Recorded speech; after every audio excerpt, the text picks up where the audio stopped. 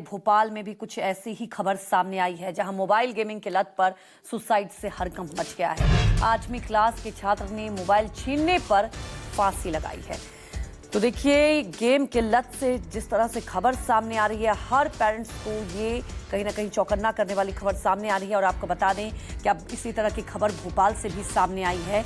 माता पिता के कड़ा विरोध करने पर फांसी लगाकर जान दे दी। हमारे सहयोगी विपिन श्रीवास्तव सीधे भोपाल से लाइव जुड़ चुके हैं। विपिन, बताइए जरा कि कब से ये बच्चा गेम खेल रहा था और कौन सा गेम खेल रहा था, क्योंकि अभी तुरंत गाजियाबाद से भी हम खबर दिखा रहे हैं, क्योंकि पूरे देश में ऐसी लगातार खबरें सामने आ रही है। इस पूरे मामले को लेकर आप ये बताएं कि अब तक जांच में क्या कुछ खुलासा हुआ है, क्योंकि बहुत छोटा सा बच्चा और ये कदम उठा लेता है। बिल्कुल, एक छोटा सा बच्चा जिसकी उम्र 13 साल है, भोपाल का रहने वाला अंश साहू, जो कि 8वीं क्लास में पढ़ता है। और कल क्या हुआ कि दोपहर के वक्त जब घर में परिवार के लोग नहीं थे, जब यहाँ माता पिता नहीं थे, कार्यक्रम में गए थे, तब इकलौता बेटा है वो घर में यहाँ पर फांसी लगाकर उसने खुदकुशी कर ली। घर वालों का ये कहना है कि ऑनलाइन गेमिंग को लेकर लगातार वो 1 महीने पहले पता चला था, जब किसी टास्क को लेकर, जो फ्री फायर एक गेम होता है, उसमें एक टास्क दिया गया था। उस टास्क में ये था कि करीब उनके दादाजी के अकाउंट से करीब 28,000 रुपए का ट्रांजैक्शन देखने को मिला था। तब से घर वाले को सतर्क हुए, उसको समझाया कि बेटा ये गेम ठीक नहीं है और इस तरह के गेम नहीं खेलना चाहिए। समझदार था अंश साहू, उम्र भले छोटी थी, स्पोर्ट्स का प्लेयर था।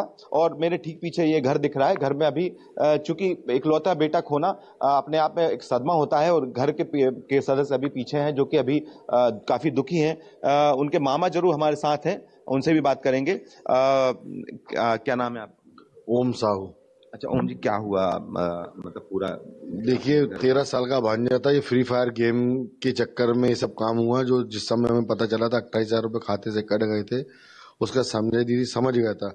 लेकिन जिस घर में 13 साल का बच्चा फांसी लगा ले, बहुत बड़ी दुख का विषय है। और मेरे पिताजी का जो है श्रद्धांजलि सभा थी, उसी दिन जिस दिन फांसी लगा ली, अगले दिन मेरी भांजी है, सगी भांजी, उसकी बारात आनी थी 2 दिन बाद। मतलब एक छोटी सी घटना, ये बहुत बड़ी घटना है और एक टोटल घटना। इसके पीछे कोई मास्टरमाइंड है जो इस सब चीजों में, गेमों के अंदर बैठा हुआ है। मैं सरकार से द्वास करता हूँ, अरदस लगाता हूँ कि इस टाइप के गेमों पर प्रतिबंध होना चाहिए। और पेरेंट्स से भी निवेदन करता हूँ कि जो पेरेंट्स अपने बच्चों पे ध्यान दें, इस टाइप के गेमों से अवेयरनेस दें। इस टाइप आपको घर में आजकल तो मोबाइल बच्चों के हाथ में पहुंच ही जाते हैं, कम उम्र में भी लोग बच्चों को दे रहे हैं। जो अंश है काफी छोटी उम्र में था, पढ़ाई के लिए भी आजकल ऑनलाइन क्लासेस होती हैं। तो कैसे नहीं पता चल पाता कि एक घर का बच्चा है आपको कि ऑनलाइन गेमिंग का कब वो शिकार हो गया, कब उसको इसकी आदत पड़ी? वो तो जब हमें अकाउंट से जब पता चल काटे पैसे, तभी हमें पता चला था। इससे पहले पता नहीं चला था। बच्चे वो तो मोबाइल देखते ही थे, लेकिन अब इस टाइप के गंभीर गेम हमें इसके बारे में जानकारी नहीं थी। और आज और 3 बहनों ने भी पता चला है न्यूज के माध्यम से, 3 बहन और हैं गाजियाबाद की, जो तीनों ने भी इस टास्क को पूरा करने के चक्कर में आत्महत्या कर ली है। ये इस प्रकार के आगे ना हो प्रक्रिया। मैं सरकार से ही बार बार ये निवेदन कर रहा हूँ कि इस टाइप के, शायद मेरे को ये विधानसभा में भी इसके लिए प्रति लेके मुद्दा उठा था, लेकिन सरकार से निवेदन करता हूँ कि इस टाइप के गेमों पर प्रतिबंध होना चाहिए।